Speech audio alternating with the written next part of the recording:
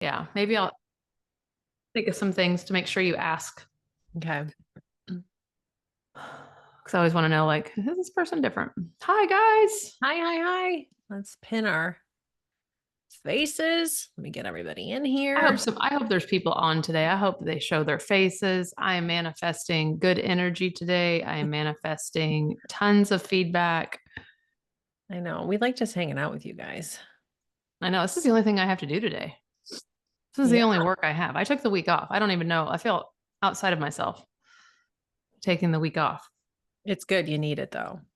hanging out with my daughter. Um, I know it's holiday week. Everybody's off a little bit. Let us know in the chat box. Do you have your Christmas shopping done? Mm, Are you one of no, those crazy people that have it done already? I Or do are have you, it started. I have mine started too.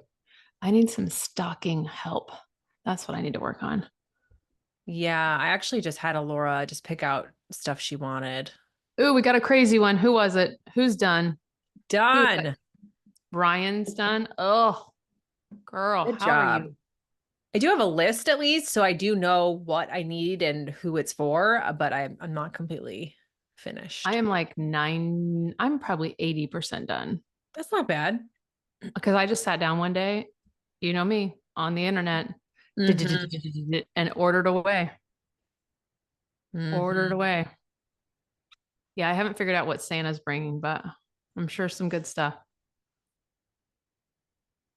Yeah, make If sure you, you watch that documentary before before you finish your Christmas shopping.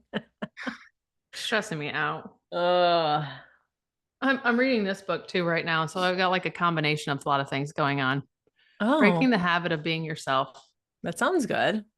It is. It's like how to lose your mind and create a new one. Ooh, I love Yeah. that personal development genre. Yeah, it's pretty good. It comes in a pack of 3. Nice. So wait, it comes in a pack of three of the same book, or it comes with other things? Another one, like he's wrote 3 books. Oh. Joe Dispenza, I guess he's pretty famous in the Oh, yes. Yeah, he mindset talks world. a lot about the law of attraction and quantum physics and manifestation and all that good stuff. And I love it because like he literally did the research. Like it's science. Everything is energy. Science. You can manifest anything you want. Uh, Yeah. So I'm diving deep into that. So that's a good stocking stuffer. It's a pack of 3 if you guys have never really done personal development for before. It would be a good place to dive into manifesting. mhm. I know a lot of you at work. I know a lot of you are busy, but if you can turn your cameras on, we love and appreciate that. And we're just going to dive in and get started. It's about 3 after, so we've given everybody time. Hi, everybody. Hi, We you're don't, not being recorded, just we are, so yeah, don't worry. we don't care how you look. I just like seeing your faces and Hanging out. hanging out. Yay, yay! Look at everybody. There they all come in. Perfect. All right, let's dive in. So a lot of you, are dealing with high conflict. I'd say a good majority of you. And, we teach and teach and teach that we got to make the best out of a situation. Perspective Mm, is everything. I think everything. when we don't have acceptance to what we're dealing with, we have blinders on and then we set ourselves up for failure. At least I did. I think for a lot of us, we are very good natured human beings. We want what's best for people. We want what's best for our children. We want our lives to be easier. And so we are going to do anything and everything possible to make our journey with co parenting go smoothly. And I think for a lot of us, that means putting ourselves on the sword sometimes inadvertently or on purpose. And we need to stop doing that. We need to accept that this is not an ideal situation. We need to accept a lot of things about this. And so today we're just kind of run through some rules and some awesome things, perspective, of you have high conflict and there ain't a fucking thing you can do about it. So we might as well accept it and move on. Okay. Like radical, radical acceptance. But let's go in. You have high conflict, and this could be from the person is a narcissist, the person has tendency, this person has personality disorder, this person has trauma from childhood. I don't care how we got here, but we're here.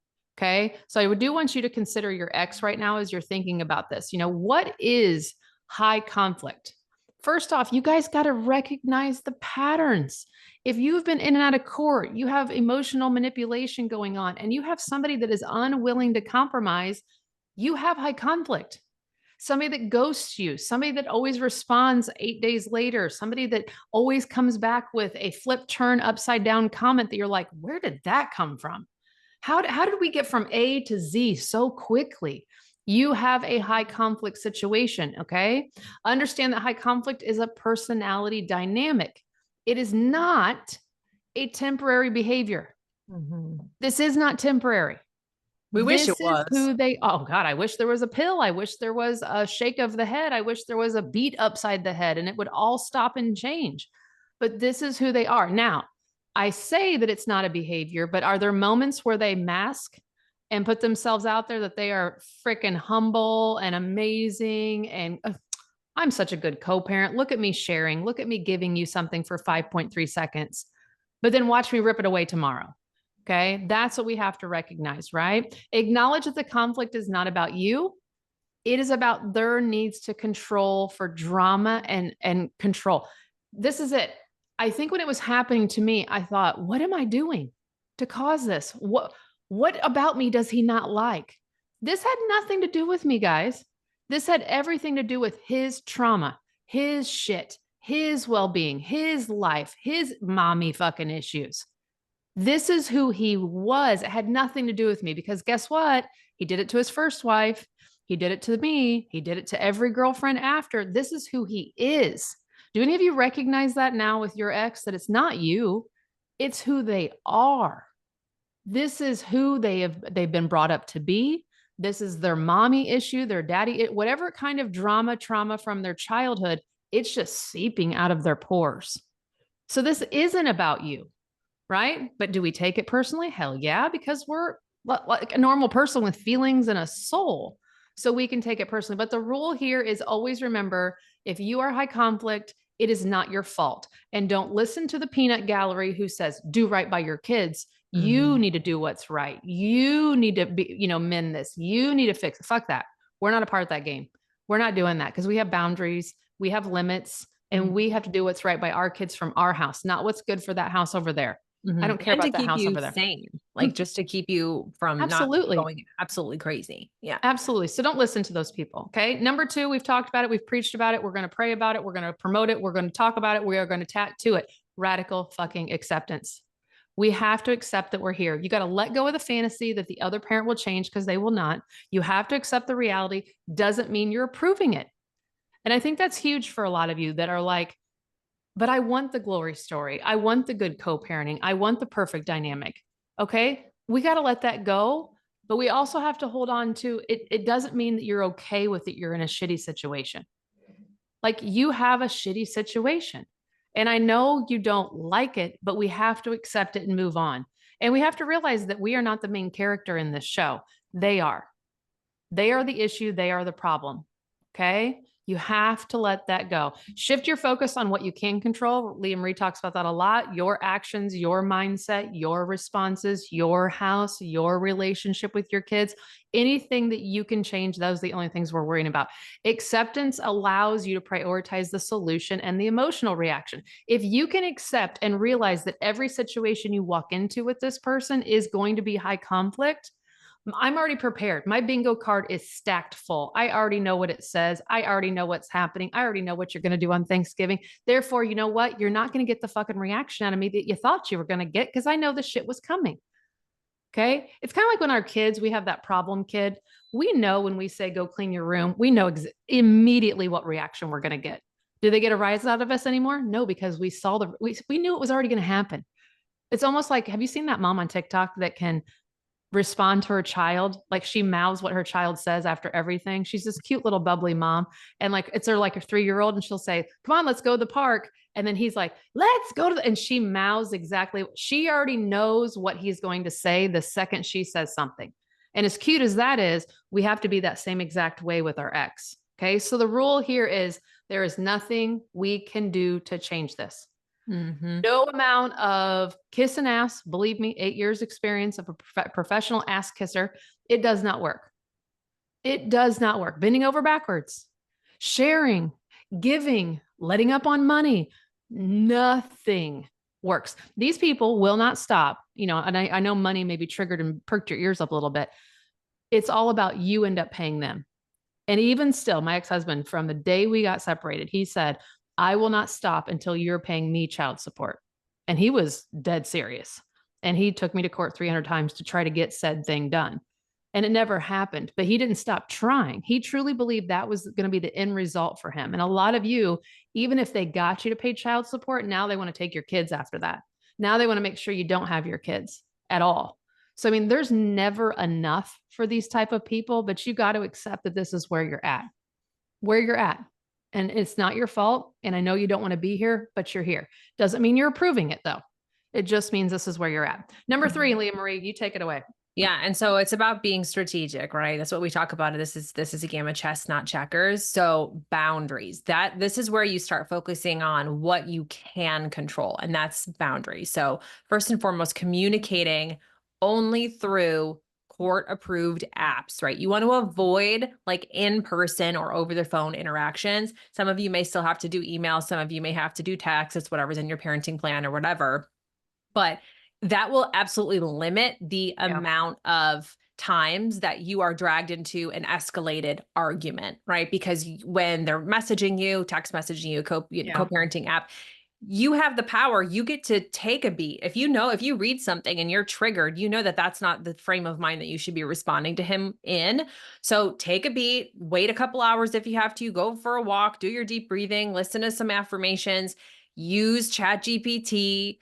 And then when you respond, you want it to be like a business transaction. You want to keep it it doesn't have to be like cold. It's just simple, only what absolutely needs to be communicated. Your emotions are out of it. You're not trying to explain yourself or justify, right? It is just what absolutely needs to be responded to. And then that's it. And then you're done.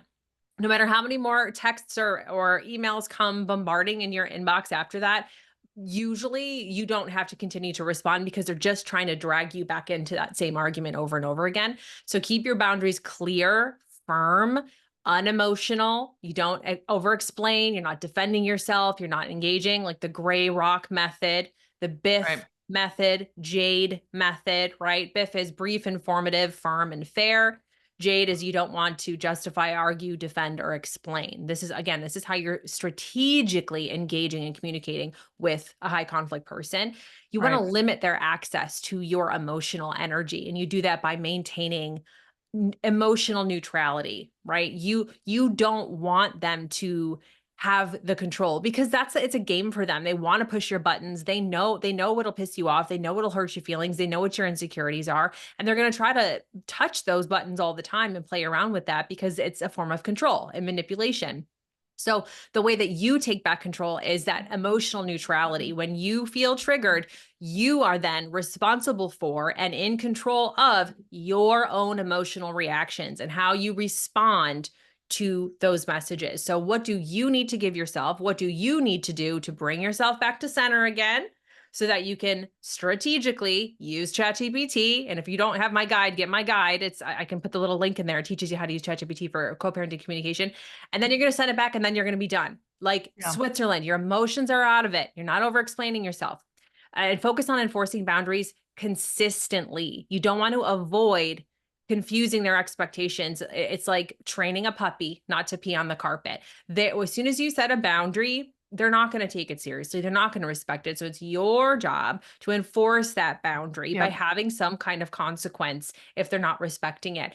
And you want to be consistent. You have to be consistent because every time you give an inch, they will always try to take a mile. Or if you let's say, for example, your boundary is we're only using a co-parenting app for communication. And then you start texting him because it's been a while and there hasn't been any craziness. And so you think, oh, well, maybe I can just text him and it'll be fine. Well, then now you just opened up a can of worms and now they're going to start texting you again. And he's going to be like, oh, so now you texted me last Sunday. So now it's a problem when I text you, right? Like you don't want to even fucking start that shit. Just whatever your boundary is, you have to be the one to make sure that you're staying on that other side of the line without crossing it because they'll absolutely take advantage of that every time. And just remember that no is a complete sentence. Just no. You don't have to explain. They'll want you to. They'll want an answer. They'll want reasons. They'll want excuses. It doesn't matter what they want. That's how you maintain your, again, neutrality is like, no, you know your boundary, you know what your answer is. You don't have to over explain yourself in every Right. situation. You know, And, sometimes and, if the court's involved or whatever, you have to kind of give a little bit and more. But you know what I somebody asked in the chat box, how do we keep going back in circles and circles? You got to jump off the hamster wheel. You got to jump off. If you know you've asked, answered, I've answered that, Yes. already given that information. I gave that to you That's a 2 weeks perfect ago. response. Mhm. You Asked and don't answered. have to keep engaging. What high conflict people want is engagement, good or bad, negative, positive. They don't give a shit as long as they get you. They don't care what form of you they get. They just want to engage with you, because if you're engaging with them, you're not engaged with anybody else. Mhm. So if they know they have your attention on a Friday night and they're going back and forth with you, they know that you're not having a good time with whatever you're doing Friday night, even if you don't have the kids. Excuse me, It's they will that go out of their power, it's way. that control. They want you to be pissed. They want to ruin 100%. your time, your weekend. And I don't want any of you to think, well, what if I don't respond? I'm not a good co-parent. If you have already given the information, it's there. Just because they don't want to scroll up to go look for it is not your fucking problem. Again, play it all the way out to a judge's chambers. A judge is going to say, Sam, why did you not tell him for the third time?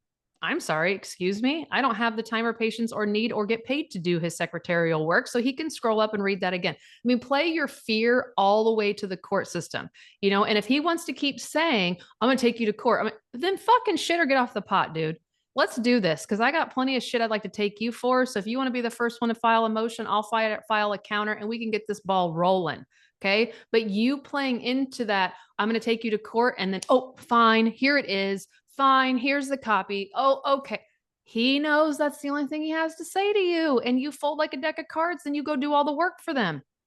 Don't call their bluff. Okay. Call their bluff. And standing in front of a judge, you got a good stance. Number 4, pick your battles. This is something else that comes great out of being in a high conflict situation. And this is an overall general rule. You literally learn what it is important in the world. Being in a high conflict co-parenting journey, you all of a sudden now understand, fuck that. I'm not worrying about my neighbor. I'm not worrying about my job. There's little things that were happening in your previous life that you would have consumed and been so bothered by and so like, oh my gosh. And now you're like, look, I got a high conflict co-parent to worry about.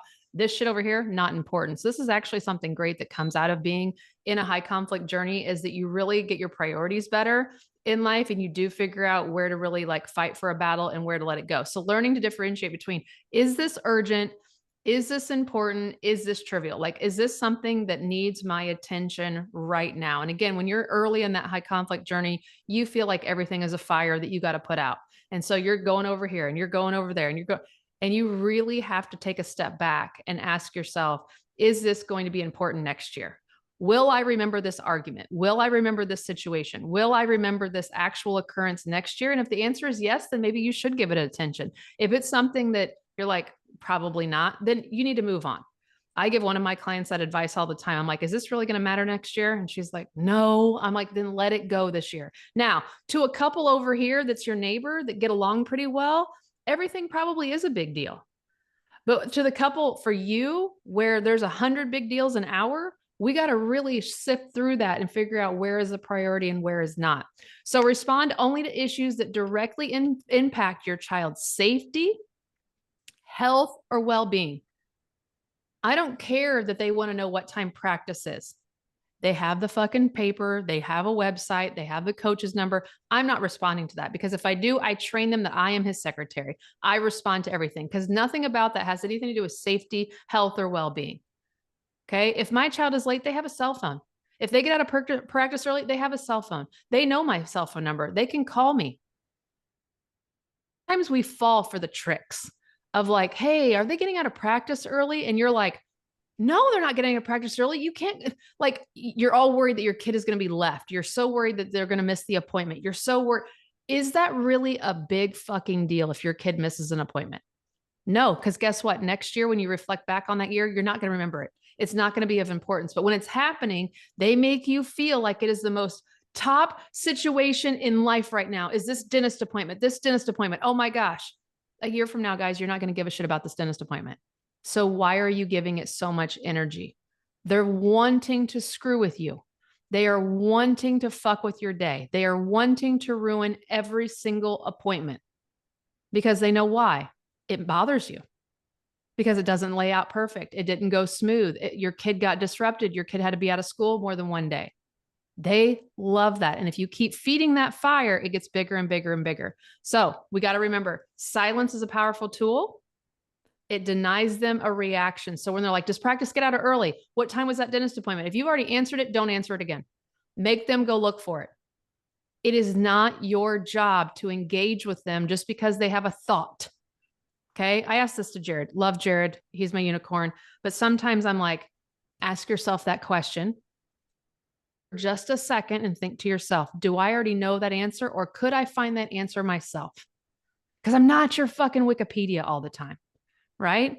Like sometimes men they just want to ask you just to talk, just to hear their voices, it's And it's easier. quick Like, and easy. It's less where's my work. wallet? You know, Mhm. did we make this appointment? Like hit pause. Could you find this out yourself? Mhm. You know, teach your sons that at such a young age, please. Like last night, Augie brought in a container, empty container of bacon. He ate bacon for a snack, a whole fucking like Tupperware container of bacon. And he said, I'm done with it. Where should I put it? I'm sorry, you're 6. I said, where does it go to get washed? Oh, like you didn't need to ask me that question. If you would have hit pause, stopped and thought for 5 seconds, you would know that goes on the counter. And as juvenile as that conversation is, that's what it's like dealing with your exes, isn't it? Where is this? Where did that go? And it feel like you're talking to a child. And I'm telling you, I could have gave him the answer, but I didn't. Where do things go to get washed? Use your fucking brain. Okay. That's my parenting style, by the way. Number 5, Leah Marie. Yeah, the best revenge is gaining independence. Oh, yeah, That'll it drive is. them nuts, right? Because they Also like losing a having little that weight. control. Mm-hmm. Getting So fit.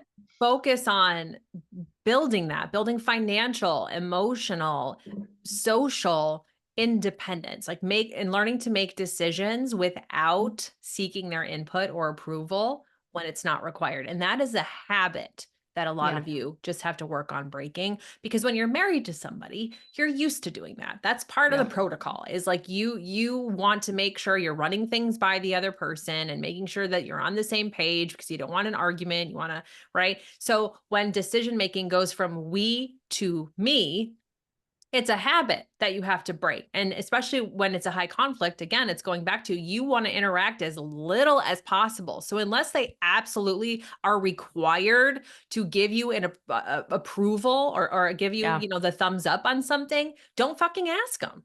Don't ask. It's Mhm. none of their business. Your house, your rules, your business. They don't need to know. Okay. Unless it's in the paperwork that it's something specific that they need to, but like therapy, for example, is something we hear a lot, where moms have to have the other parent on the same page, and them being okay with you taking your kid to therapy. So if that's an example where you would need to ask for their approval, but most things you probably don't. So stop doing that.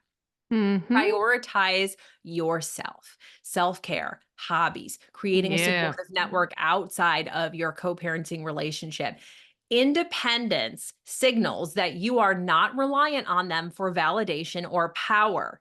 They have to learn that, because right now they don't believe that. They love knowing that they have power over you and that they can control you and that they can push your buttons. So focusing on those things like prioritizing yourself and hobbies and self-care, and that's how you're going to become more independent, and you're going to rely less and less on them. You don't need their validation or approval. You can live your own life and make your own decisions and parent the way you want to in your house. And just a rule is, you doing well on all fronts is the best way to push them away. When they see that you don't fucking need them and that you're thriving without them and you're confident and you love yourself and you're doing a job, they can't get in there. They can't get in there. You have the control. You have the power to create whatever life you want, and have to look at yourself and feel the way that you want to feel about yourself. You have control over that, how you're reacting to them, how you're responding to them. That's all you. And when you get really good at that, they can't get through that. They Yeah. can't break through that nice little bubble you've created around yourself. And that's the goal, is to get you strong, to get you confident, to get you forgiving yourself Mhm. for the divorce or for marrying him or having a child with him or any mistakes that you've made, right? It's like acceptance, accept yourself, forgive yourself, love yourself, like yourself, create a life that is fulfilling and feels good for you. Then they will be less and less of a problem. You will notice that they will bother you and trigger you less and less and less because all of your energy is poured into and focused on your own well-being and your world that you're creating for yourself and for your kids. I would say also like forgive yourself that you picked this type of person. I think that was something I held on to for a long time. And I think that's why I couldn't get to the number five, like gaining independence, because I felt like I had to get him on board with me to prove that I wasn't the reason I was in this spot. Like I picked a man that churned and became something unrecognizable to anything that I thought I'd ever marry. And I was trapped in this abusive relationship, even worse, abusive co-parenting relationship. And I took it as a direct reflection of myself. And whether that's happening to you or you don't want to admit that that's what you're really deep down thinking, I hope you're not, because it's not true. But I had to forgive myself to move on. I couldn't deal with radical acceptance very well. I couldn't deal with this wasn't my fault. Or at least if it was to a certain degree, because I married my ex-husband after 60 days of knowing him, I had to forgive myself for that mistake. Like, sorry, Sam, you fucked up. You got bamboozled. You fell for the motorcycle and the stepson and the moving and the being a little bad girl. And, you fucked up and it's okay. We fucked up before and we have been okay. Like I had to really accept that it happened. Mm-hmm. And I kept like wanting to go back and relive it to fix it. Like, well, if I just do this, it won't look as bad. If I just do this, I'll have a better.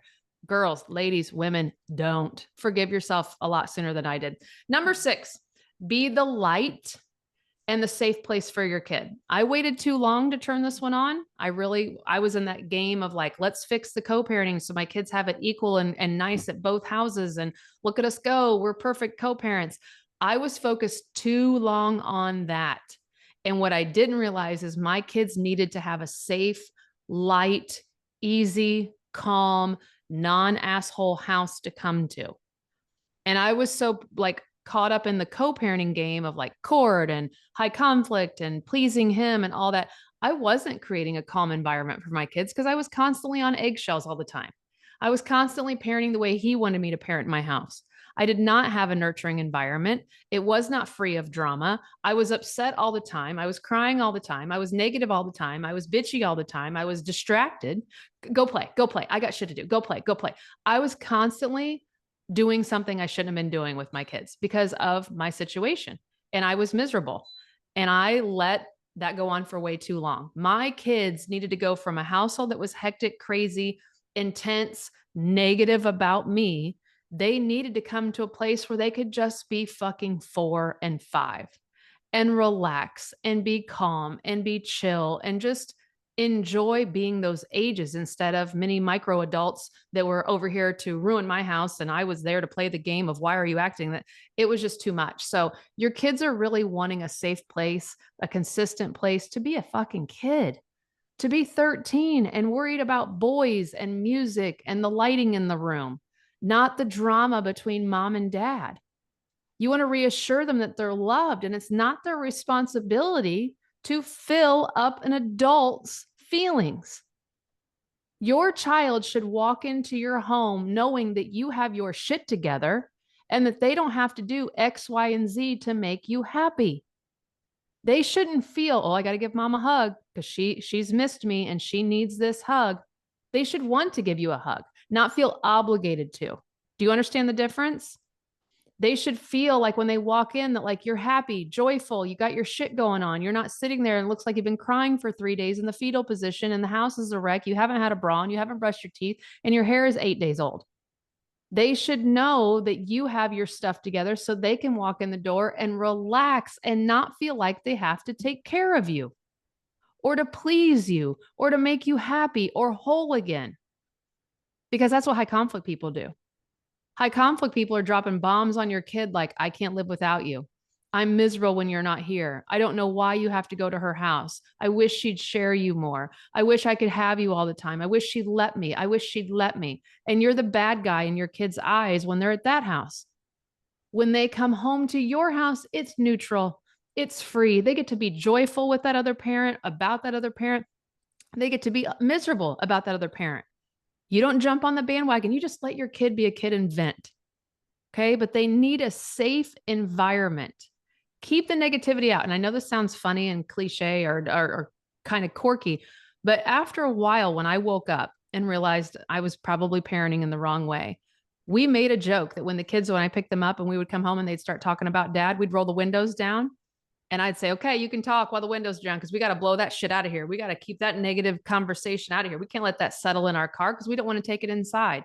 And then it got to the point where we were inside and they'd talk about him. I'd say, whoa, whoa, whoa, we got to go to the garage. We can't talk about this in the house. And it was kind of haha funny. But it got to the point where my kids would be like, Mom, I got to go outside. I got to tell you something. And we would be standing outside, freezing our ass off. They'd tell me something. I'd say, okay, do we need to spray sage when we come back in?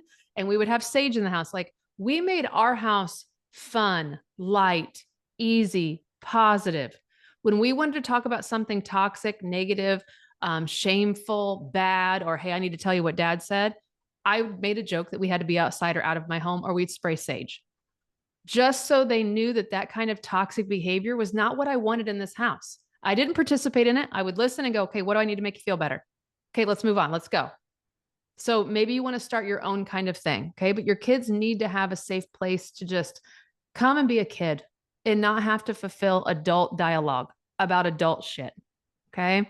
And we'll get into more of that in the parental alienation trainings that are coming up in December. I wrote those this weekend, you guys. They're phenomenal. All right. Number 7, show your kids how to be a good person.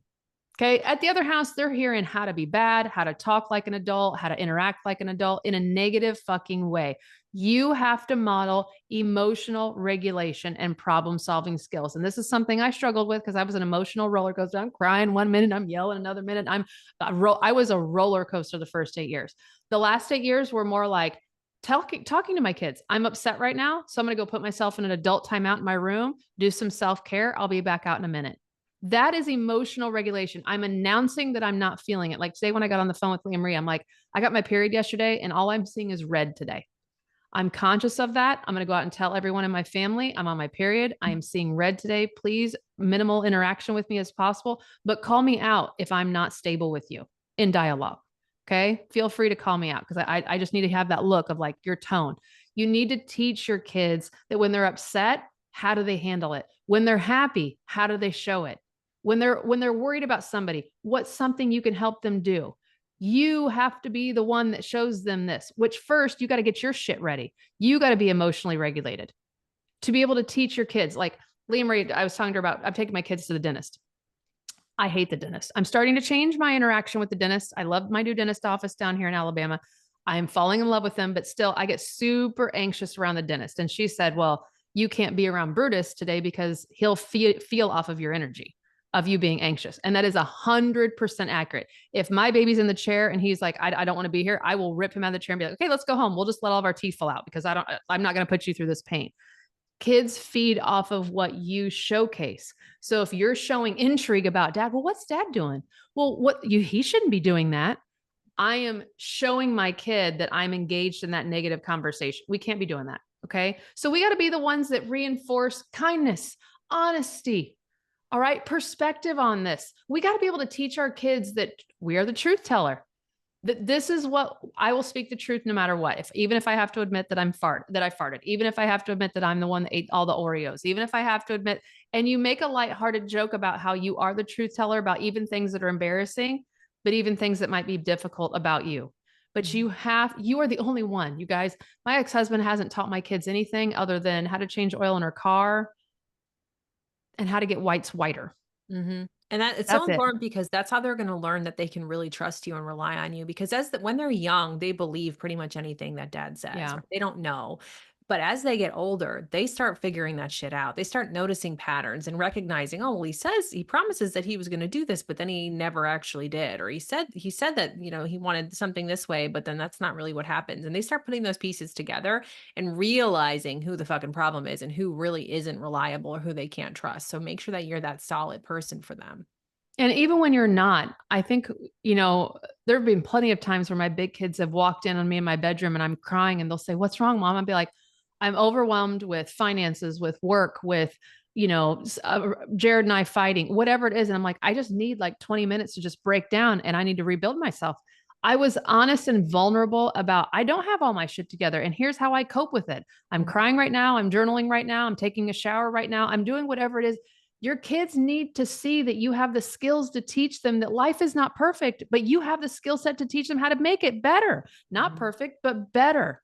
When you come off on this perfect world to your kids that I am everything, I have everything. At work was great. Life is great. Bills are paid. Your kids are not going to be able to come to you when they're struggling. And it's not about sharing all this information that's like out of their, like over Age their appropriate. heads, Yeah. or instilling fear in them. Like if you're scared about something, but it's like, it's just real life. Like adversity is inevitable. You can't protect your kids from adversity. Like life happens. So it's about being self-aware. It's you cultivating enough self-awareness where then you can communicate what you're doing to help yourself. So for example, if you're saying, oh, I'm having a hard day. I had a hard day at work, so I'm a little sad. But I have a solution to that problem. Yes. So our day, I'm a little sad, but so here's what I'm going to do to help myself work through this. I'm going to journal a little bit. I'm going to go for a walk. I'm going to listen to some music, or I'm going to like make a meal that makes me feel better. It's like giving them the tools. You're giving them the map on how to navigate the emotions that you're feeling or the obstacles that you're coming up against. Right. So the rule here is lead by example to show your kids what good people do. And good people struggle, but good people give praise and take fault and tell the truth and admit to mistakes. We have to do that. Even if your kids go, man, mom messes up a lot, at least they know you're honest. The high conflict person has never said they've done anything wrong, will always be right about every fucking thing they've ever done. So your kids aren't going to learn to be humble over there. Your kids aren't going to learn to be honest. Walker struggled with this because he heard his dad so much be right, perfect, perfect, perfect. Walker still to this day is, if he apologizes, part of hell froze over a little bit. And I make it the biggest deal that he's showing growth, that he can apologize and admit that he fucked up or admit that he doesn't know something. But he learned it instinctively from his dad. I mean, like that. And I'm just like, dude, you don't know. Quit acting like you do. You got to teach your kids they don't know everything and how to go find things out. All right, we need to keep going. Number 8, I'm talking too much today. Have a catchphrase ready to go when your high conflict kids start saying something. So let's imagine that your child talks about the other house, okay, and says something that happened in the other house. You can say something like, that's an adult issue and you don't need to worry about it. I'll take care of it. Well, dad's making me do this, and dad said this, and dad says this. You need to take the burden off your child and say, I'll take care of it. Okay. If dad doesn't even ask, you can say, I'm here to listen, even if you need to talk about your feelings. So this is a case where dad hasn't asked about the test. He's not asking about a girlfriend breakup. He's not asking about, the stomach ache or anything like that. I'm here to listen. How can I make you feel better? All right. Kids just want to know that you heard that they're upset, validation, and that you're there maybe just to hold their hand or fix the problem. All and right? that you're not making excuses for dad of why he didn't ask or whatever. It's not about making excuses. It's just helping them through it. And we're not ever apologizing. If that needs to be a post-it right now for you, stop apologizing for their dad or their other parent. Stop it. I used to do that for 8 years, and a therapist, she's like, if I could put my hands on you, I would. Stop doing that. She's like, you are doing nothing, but you are excusing the behavior when you apologize to your kids on his behalf. And again, I was like, but I'm sorry it's happening to them. She's like, you can say that. She goes, but you can't say you're sorry for what dad did. You didn't do it. You didn't cause it. Well, I'm sorry dad didn't take you where he said he was. Right. I can say, I'm sorry that you are so upset. I'm sorry you feel this way. I empathize. Try to remove the word sorry and your ex in the same sentence. It is not good.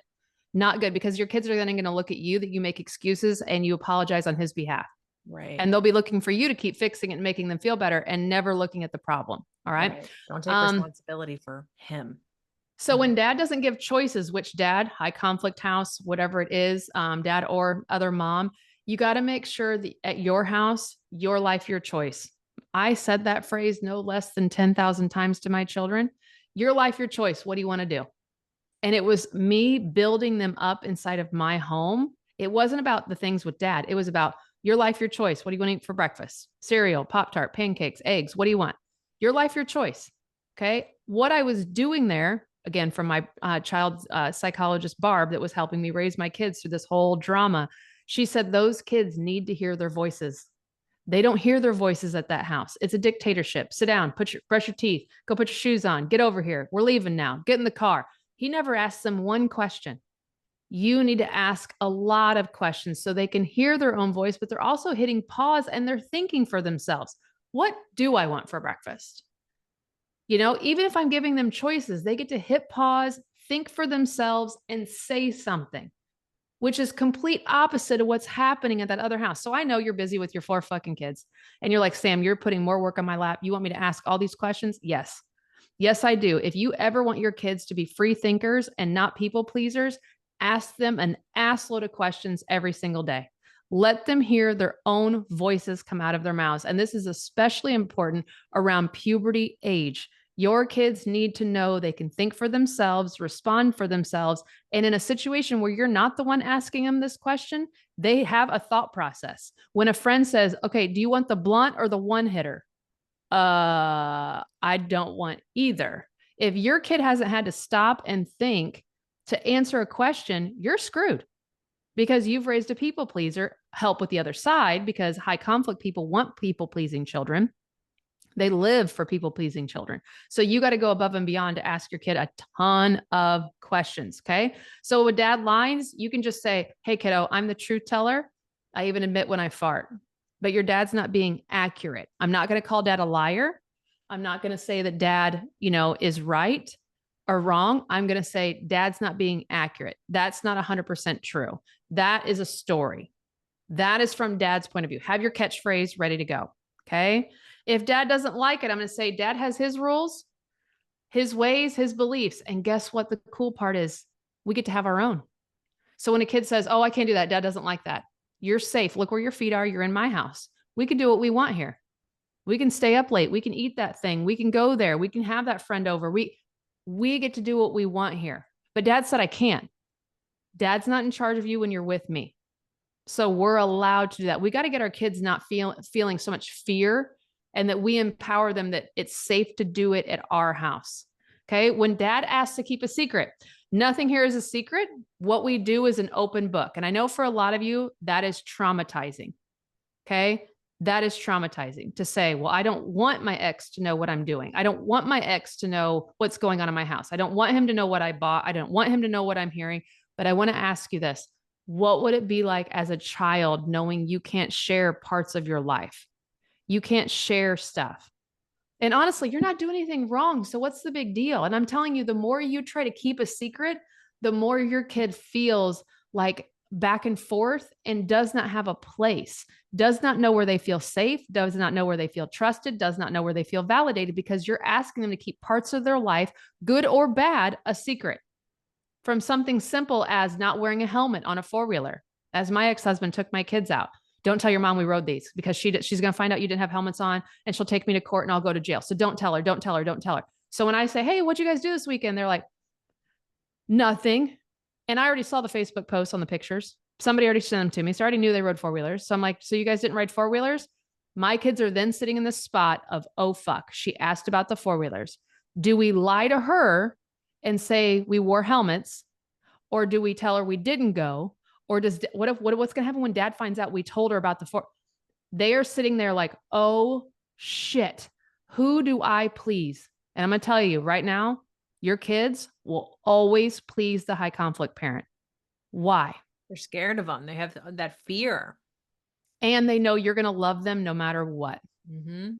You're going to love them through bullshit, through lies, mistreatment, hitting, fucking smoking, posting dick pics. Those are just Walker's stories.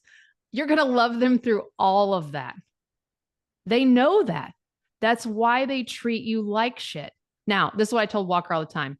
Walker and I had a very hard relationship growing up because I didn't have these skills. I didn't have any of this coaching, parenting, nothing. I would always say, I love you, but right now I can't stand you. I don't like you at all, but I love you. And I'm going to love you even harder tomorrow once we get through this. But right now I don't like what you did. I said that to him a lot as a teenager, not as a preteen, but as a teenager. Him and I, all right. What's the next one? Using neutral, reassuring phrases. Again, I'm not apologizing. So the rule here is This is the child's other parent. Let them figure it out. We can't go pointing blatant things out. We have to let the kids slowly get there when they can. Number 9, focus on you, your house, your life.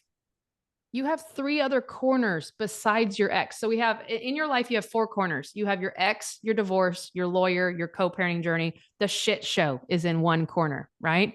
You have your job in another corner. You have your kids in another corner. And the 4th corner is you. The most important, you.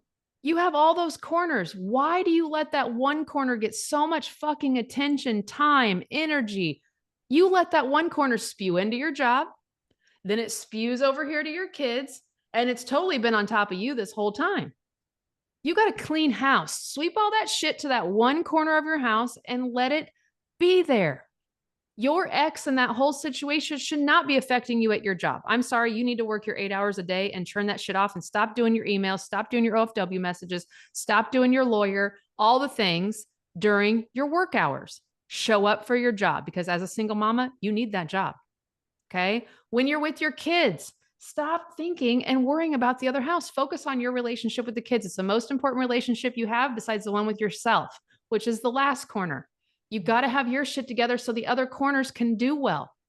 And I But will you say, guys keep letting it spew over. I saw an interview with recently, it was like a child psychologist, and he was talking about how only 20 minutes a day of undivided attention with your kids is like a life-changing thing. Like, because most of us, when we're spending time with our kids, we're doing something like they're doing their homework or you're watching a movie or something like that. But when you could just be with them just for 20 minutes, if you do that like once a day, that actually completely changes their brain chemistry and their self-esteem. It's wild. So think of that, like when you're busy and you have a million things going on, and you're responsible for all these things and you feel like you're doing a shitty job as a mom, and just remember, like, it only takes 20 minutes. You could take 20 minutes every day to just undivided attention where like your phone is down, you're listening to them, or you're playing a game, or you're doing something where you're interacting with them without any other distractions.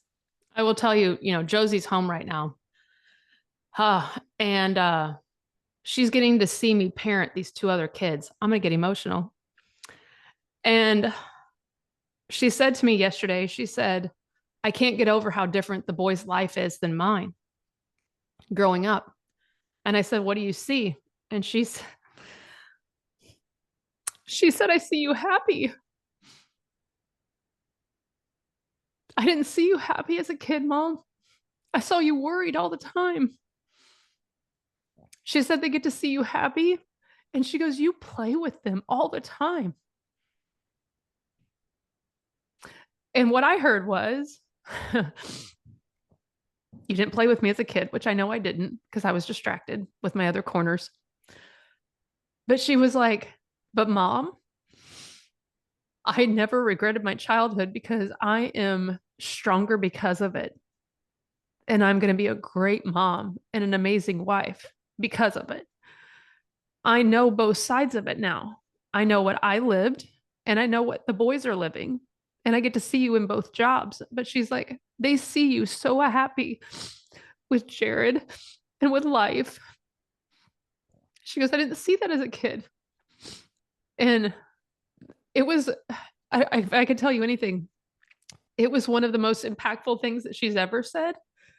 But I wasn't mad about it because it was the truth. And she wasn't upset about it. She was just, it was what it is, Mom. Like, I didn't get to see you like this. I mean, we played Uno the other night for like an hour. And she's like, I don't remember you ever doing stuff like that with us because I was so distracted with my life and my journey and my co-parenting and my ex. And I didn't, guys. I didn't have my corners figured out. I had divorce all over my house. And for her to recognize how different her life is than or was than the boys is, it shows so much maturity at her at 18. But she's so grateful. She goes, I wouldn't wish my life on any kid. She goes, so I'm so happy you figured it out. Mm-hmm. It's so important. It's so important that you, and we talk about all the time, right? Like, focusing on yourself and your happiness and your fulfillment and your hobbies and your mental Your health and kids health. are watching. Your kids are watching. It's so, and that's what they need more than anything else. They need a happy, healthy mom. Your divorce it doesn't matter. Your kids aren't fucked up because her dad and mom, live in two different Yeah. houses, right? It's not, they need to see you happy and healthy. And so you need to prioritize yourself and do whatever it takes to get to that state of mind and to get to that place where you do feel like you're fulfilled and you're empowered and you're doing things that fill up your own cup, right? And your kids will not only get a better version of you, which changes the whole dynamic and relationship that you have with your kids, but Right. then they're learning, you're modeling what's important, you're modeling to them that it's important to invest in yourself and that you matter. Yeah. Yeah. And again, you guys, like I think when Leah was here, we uncovered a lot about my journey that I still need to work through. And I'll share it as I work through the stages of it, because there's just so much trauma that I think I went through that I didn't know and recognize until now that I'm away from it and I'm done. He's 888 miles away. And my life feels completely different, and I'm getting used to the new feeling. But then you have these little pockets of Joe, reminding me of what she went through. And here's the deal, that was from her perspective, and I wasn't happy. But then that created a whole thing in my head where I thought about and I remembered how unhappy I was. So there's so much journaling and things that I need to go through and work through. So I mean, this is hard, you guys. This isn't like there's not a magic pill. There's not a like, oh, flip a switch and everything's better. Like, it is work to deal with this co-parenting issue and your own shit that you need to heal from and your kids. But it's remarkable. Like, my kids have been through hell and back and they're both amazing. So, I mean, your kids are going to be fine as long as they have you. And look at how fucked up my kid's childhood was for 8 years. And the last 8 years, she admittedly knows that she saw something different in me. But those first 8 years, the same ages that the boys are now, 6 and 5, she saw not a good mom, a mom that was using alcohol and having stupid relationships and prioritizing her drama over her children. In She, survival mode, in yeah, fight or flight. 100%, 100%. But I'm just telling you what, she's like, they get to see you happy. That was like huge because Mhm. she's 100% right. So like, what will your kids say when they're 18 driving down the, the road, like out of nowhere? She just thought it was like this lighthearted conversation. And I was like sitting over there with just like puddles on my shirt. Um, but it was a great conversation. It led to further more conversations. But the last one, you guys, is another one that I don't think I tapped into early enough in my journey. So I hope with being around Leah Marie that you're going to tap into this one. And again, anytime I'm struggling, this is the one I always go to. Yeah, it's gratitude all day, every day. Like, focus on the positives in your life, your kids, your resilience, your growth, the wisdom that you're gaining from this experience, and how you can use that in the next chapter of your life, and how you can pass that wisdom on to your kids. Use gratitude to shift your mindset away from the negativity of the conflict, because you can get sucked right in. It's like an undertow. It'll pull you right Yeah. under and keep you under there, and you'll feel like you're drowning. But again, that's how you take your power back. You have the control to decide where your energy goes and what you want to focus on. And no matter how shitty of a day or how terrible your ex is being to you, there is always Right. something that you can look and feel gratitude for, something that if you didn't have, life would be a lot fucking harder, right? Something that, and you can do this. Like, I was thinking about this morning, is because I have a little journal that I keep next to my bed and my nightstand that I write down. I do gratitude and I also manifest with the same journal. I kind of do the same thing in one spot. And it really only, if you just took 3 minutes, really, Yeah. if you just took 3 minutes of your day to just think about and feel gratitude for a variety of things in your life, and challenge yourself for it to not be the same stuff all the time. Like, don't have the same list. Jared, Really, kids. really think about, it can be anything. Like, when you get out of the shower, do you have like a towel? Do you have towels? That's something to Warm be, towels. what would happen if you didn't have any fucking towels? Like, it's shit like that that we take for granted. Like, did you have a cup of coffee? Could you make a cup of coffee at home this morning? How was that? Right? It's little things like that. There are so many that we overlook.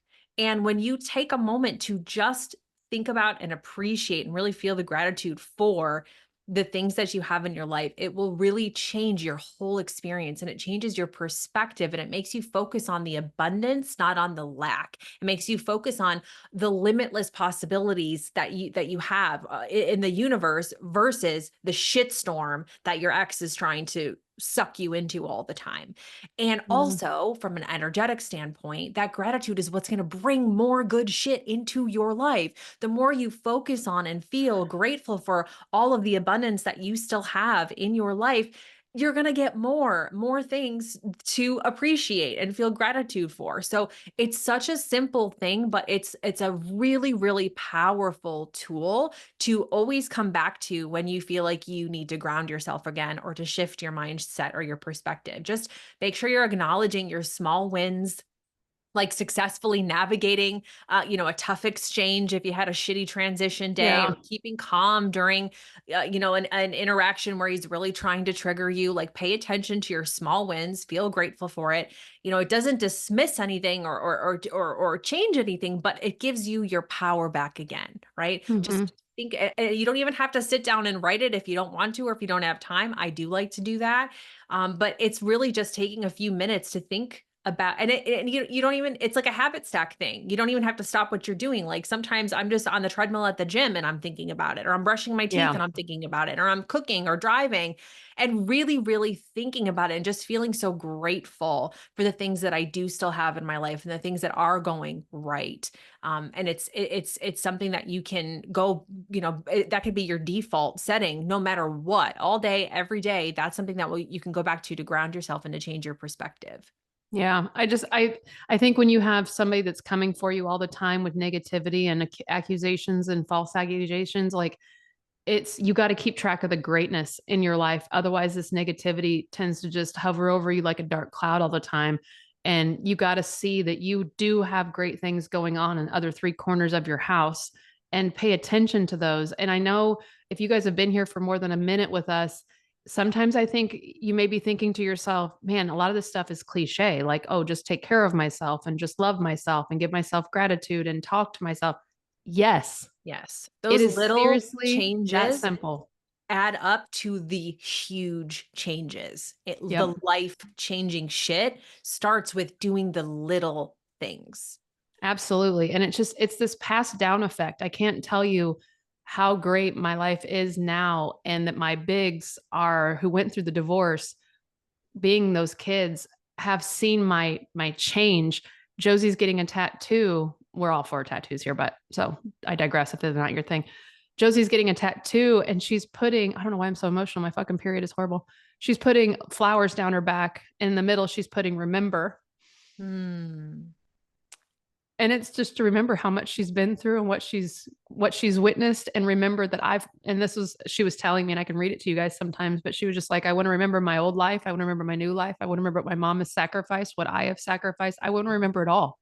I Mhm. want to remember the bad because there's been great good that have come out of it. I mean, I wouldn't have the life I have had I not went through that divorce. I wouldn't have this business. I wouldn't have you guys.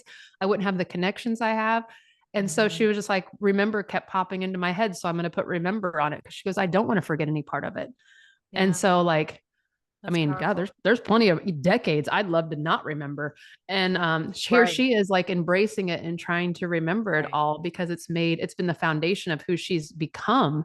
And Yeah. so, I mean, again, you guys, kids will be fine as long as they have you putting in all this work and making all of these changes. I mean, look what a fuckery I was for 8 years, but I made the change to do all of this little stuff. And it had a huge life changing impact, not on just me, but my bigs.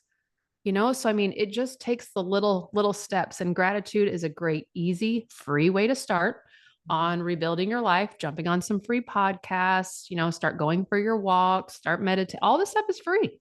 Mhm. Free. I mean, you're already paying for us and we're telling you to go do this free stuff. Go do it because it will be a life changer. So again, I'm on my period, so I apologize about getting overly emotional, but it's been a lot having her here and letting her witness kind of like our new life and her knowing what her life was like, because the two do not look anywhere close to the same.